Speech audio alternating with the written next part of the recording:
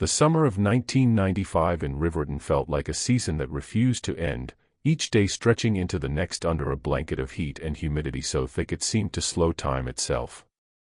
The air clung to skin and hair, heavy with the mingled scents of freshly cut grass, the sharp tang of gasoline from passing lawnmowers, and the faint, almost nostalgic sweetness of honeysuckle that grew wild along the sagging chain-link fences.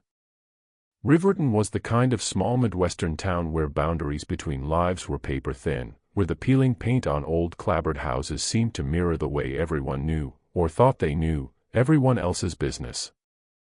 The county fair was the crown jewel of the summer, a week-long ritual that transformed the dusty fairgrounds into a kaleidoscope of color, noise, and smell. That year, as in so many before, the Riverton High Cheer Squad would perform during halftime at the annual football exhibition, a tradition that drew nearly the entire town to the bleachers. On the night of August 12th, the stands were packed, the air electric with anticipation.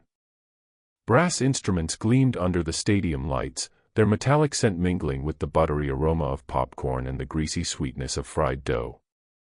17-year-old Lena Carter moved with the kind of precision that came from years of practice, her smile bright enough to be seen from the top row, though her eyes occasionally drifted toward the darker edges of the field. 16-year-old Maya Brooks was a spark of restless energy, her movements sharp, her grin quick and knowing, as if she were in on a joke no one else had heard. 15-year-old Holly James, the youngest, radiated a quiet joy, her laughter, when it came, like a sudden burst of sunlight breaking through clouds. The three had been inseparable for years, bound together by shared bus rides, whispered secrets, and the unspoken truth that in a place like Riverton, your friends weren't just friends, they were your lifeline. That night, after the cheers faded and the applause died down, their plan was simple: meet at the Lantern Diner for cherry cokes and fries, just as they always did. But as the crowd began to thin and the fairground lights cast long, stretching shadows across the gravel, the girls were seen walking toward the lot behind the livestock barns. From that moment on, the night began to slip into something darker. Earl Simmons, the fair's longtime groundskeeper, would later tell police he'd noticed them. They were laughing, he said, his voice low, as if speaking too loudly might somehow alter the memory. But there was this man, a few steps behind. Didn't recognize him. Didn't look like he belonged. Earl had worked the fair for over 20 years, he knew the regulars, the drifters, the seasonal vendors. This man fit none of those categories. At the Lantern Diner, Jackie Monroe glanced at the clock, 9:15 p.m., and wondered why the girls were late. She'd already poured their drinks, condensation pooling on the counter, the ice beginning to melt into the syrupy red of the cherry coke.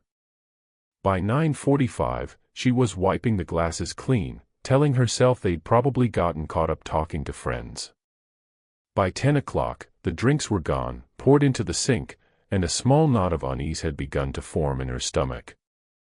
In Riverton, lateness was noticed, especially when it came to girls like Lena, Maya, and Holly, whose parents kept close tabs on their whereabouts.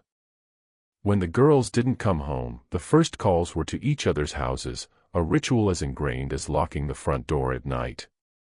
"Have you seen them?" "No, I thought they were with you." By midnight, the calls had reached the sheriff's office.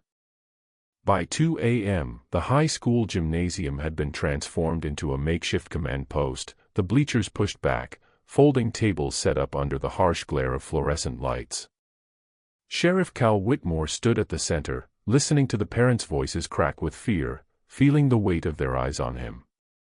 He thought of his own daughter, away at college, and felt a cold knot settle deep in his gut. At first light, the search began. Volunteers, neighbors, classmates, even strangers from nearby towns, fanned out across the fairgrounds, the surrounding woods, and the banks of the slow-moving river that cut through Riverton. The morning air was heavy with dew, soaking through sneakers and jeans as they pushed through tall grass and underbrush.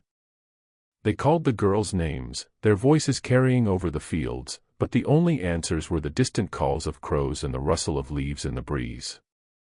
Near the edge of the parking lot, a deputy found a single white sneaker, its laces trailing in the dirt. Later, a pale blue hair ribbon, frayed at the ends, was discovered snagged on a strand of barbed wire along the fence line. Both belonged to Lena. The items were bagged and tagged, but they raised more questions than they answered.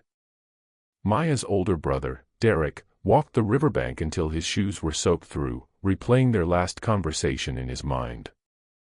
They'd argued about her borrowing his Walkman without asking. "You're careless," he'd told her, the words sharp and impatient. Now, in the stillness of the river's edge, the word echoed back at him like an accusation. Search dogs were brought in, their handlers speaking in low, urgent tones. The dogs picked up a scent near the barns but lost it at the edge of the lot, where tire tracks crisscrossed the gravel. The sun climbed higher, burning off the mist, but the sense of urgency only deepened. By nightfall, the searchers returned to the gym, their faces drawn, their clothes streaked with dirt and sweat. The girls were still missing. Days turned into weeks, and the posters with the girls' faces began to curl at the edges in the summer heat. Tips trickled in, a sighting at a truck stop 2 counties over, a rumor about a dark van parked near the fairgrounds, but nothing stuck. The case went cold, but in Riverton, the absence of Lena, Maya, and Holly was a presence in itself, a shadow that stretched over every August. 20 years later, the town had changed and hadn't. The fair still came every summer, the rides still lit up the night, and the lanterns still served cherry cokes in tall glasses. But the girl's disappearance had become part of the town's DNA, a story told in hushed voices to newcomers, a cautionary tale for teenagers. In the summer of 2015, a construction crew breaking ground for a new strip mall on the outskirts of town unearthed something. At first, they thought it was animal bones. Then they saw the fabric, faded, but unmistakably the cheer uniforms from 1995. The call went to Detective Erin Mallory, who'd grown up in Riverton and remembered the search as a teenager. Standing at the edge of the excavation pit, the heat shimmering off the dirt, she felt the years collapse in on themselves. She could see Lena smile, hear Maya's quick laugh, remember Holly's shy wave in the school hallway. The investigation reopened, this time with modern forensics and a determination that bordered on obsession. Old interviews were redone. Former suspects were re-examined. Among them was a man who had drifted into town that summer, worked odd jobs at the fair, and vanished the week after the girls did. A witness who had been too afraid to speak in 1995 finally broke their silence, and their account began to fit the missing pieces together. In a rented storage unit outside town, investigators found a dusty cardboard box filled with photographs, some blurred, some hurriedly taken, showing the fairgrounds. In the background of several, Lena, Maya, and Holly could be seen, in others, the partial face of the man no one recognized. DNA from the excavation matched a man now serving time in another state for violent crimes. In 1995, he had hidden his identity with forged documents. As the picture sharpened, it became clear he had ties to other disappearances. The truth was grim, but it gave the family something they hadn't had in 2 decades, answers. That summer, the town gathered at the fairgrounds at sunset for a memorial. The air was thick with the smell of fried dough and hay. People stood in small clusters, speaking in low voices, their faces lit by the warm glow of paper lanterns. Each lantern carried a name: Lena, Maya, Holly. As the sun slipped below the horizon, the lanterns were released one by one, drifting upward, their orange-gold light growing smaller against the deepening sky.